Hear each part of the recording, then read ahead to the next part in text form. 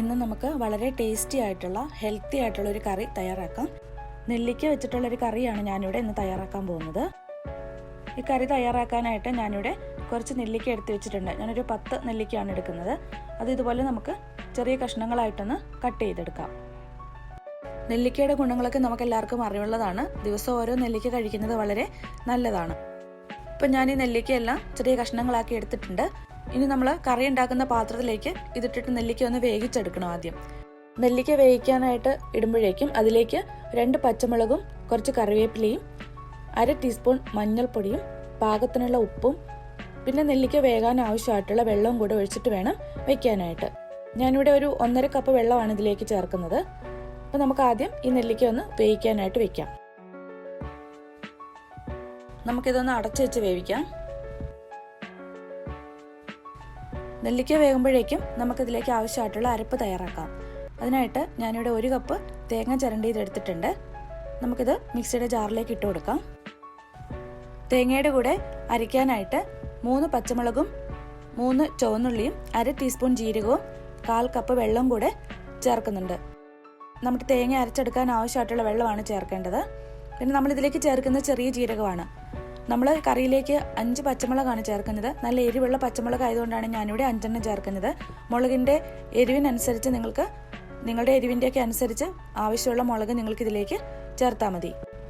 ഇനി നമുക്കിതെല്ലാം കൂടി നല്ല വെണ്ണ പോലെ അരച്ചെടുക്കണം. ഞാനിതിവിടെ നന്നായിട്ട് അരച്ചെടുത്തിട്ടുണ്ട്. നമുക്ക് ഈ നെല്ലിക്ക വെന്തിട്ടുണ്ടോ എന്ന് നോക്കാം. ഒരുപാട് സമയമൊന്നും വേണ്ട, വളരെ പെട്ടെന്ന് തയ്യാറാക്കാൻ പറ്റുന്ന ഒരു കറിയാണ്. നല്ല നാടൻ കറിയുമാണ്.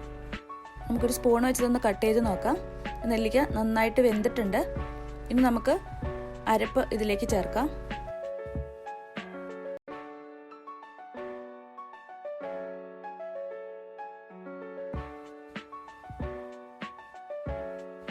ആ മിക്സിയുടെ ജാറിലേക്ക് അല്പം വെള്ളം ഒഴിച്ചിട്ട് അതും കൂടെ ഇതിലേക്ക് ഒഴിച്ചു കൊടുക്കാം. ഇനി ഇതിലേക്ക് ആവശ്യത്തിനുള്ള ഉപ്പും കൂടി ചേർക്കാം.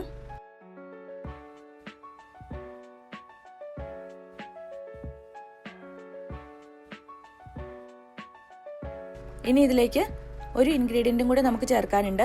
1/4 ടീസ്പൂൺ ഉലുവാപ്പൊടിയും കൂടെ ചേർത്ത് കൊടുക്കാം. ഇനി നമുക്കിതെല്ലാം കൂടെ ഒന്ന് മിക്സ് ചെയ്തിട്ട് 5 മിനിറ്റ് അടച്ചു വയ്ക്കാം. അരപ്പിൻ്റെ പച്ചമണം മാറുന്നവരെ നന്നായിട്ടൊന്ന് തിളപ്പിച്ചെടുക്കാം. ഇപ്പം നമ്മുടെ കറി നന്നായിട്ട് തിളച്ച് പാകമായിട്ട് വന്നിട്ടുണ്ട്. ആ ചാറൊക്കെ കുറുകി നല്ല പാകമായിട്ട് വന്നിട്ടുണ്ട്. നെല്ലിക്ക വേവിക്കാനായിട്ട് നമ്മൾ വെള്ളം ഇതിലേക്ക് വെക്കുമ്പോൾ ഒരുപാട് വെള്ളം വെക്കാതെ ശ്രദ്ധിച്ചാൽ മതി. കറി നല്ല തിക്കായിട്ട് കിട്ടണം.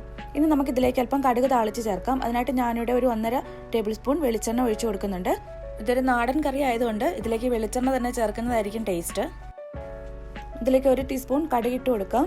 കടുക് ഒന്ന് പൊട്ടി വരുമ്പോഴത്തേക്കും ഇതിലേക്ക് ഒരു 1/2 ടീസ്പൂൺ ഉലുവായും കൂടെ ഇട്ട് കൊടുക്കാം.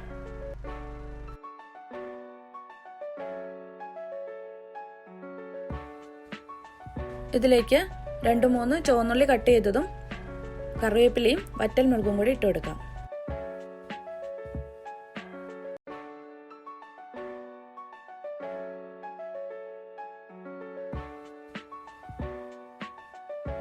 നമുക്കിത് കറിയിലേക്ക് ചേർത്ത് കൊടുക്കാം. ഇപ്പം നമ്മുടെ വളരെ ടേസ്റ്റി ആയിട്ടുള്ള ഹെൽത്തി ആയിട്ടുള്ള നെല്ലിക്ക കറി റെഡി ആയിട്ടുണ്ട്. ചോറുണ്ണാനായിട്ട് ഈ ഒരു കറി മാത്രം മതി. നല്ല ടേസ്റ്റാണ്. അപ്പം നിങ്ങളിങ്ങനെ തയ്യാറാക്കിയിട്ടില്ല എന്നുണ്ടെങ്കിൽ ഇങ്ങനെ ഒന്ന് തയ്യാറാക്കി നോക്കുക. എന്നിട്ട് നിങ്ങളുടെ കമൻസ് ഒക്കെ ഒന്ന് അറിയിക്കുക. ചാനൽ സബ്സ്ക്രൈബ് ചെയ്യാത്തവരാണ് വീഡിയോ കാണുന്നതെങ്കിൽ ചാനലൊന്ന് സബ്സ്ക്രൈബ് ചെയ്യുക. ബെല്ലൈക്കൺ കൂടി പ്രസ് ചെയ്യുകയാണെങ്കിൽ ഞാനിടുന്ന വീഡിയോസിൻ്റെ നോട്ടിഫിക്കേഷൻസ് ഒക്കെ നിങ്ങൾക്ക് ലഭിക്കും. പുതിയൊരു റെസിപ്പിയുമായിട്ട് നമുക്ക് വീണ്ടും കാണാം.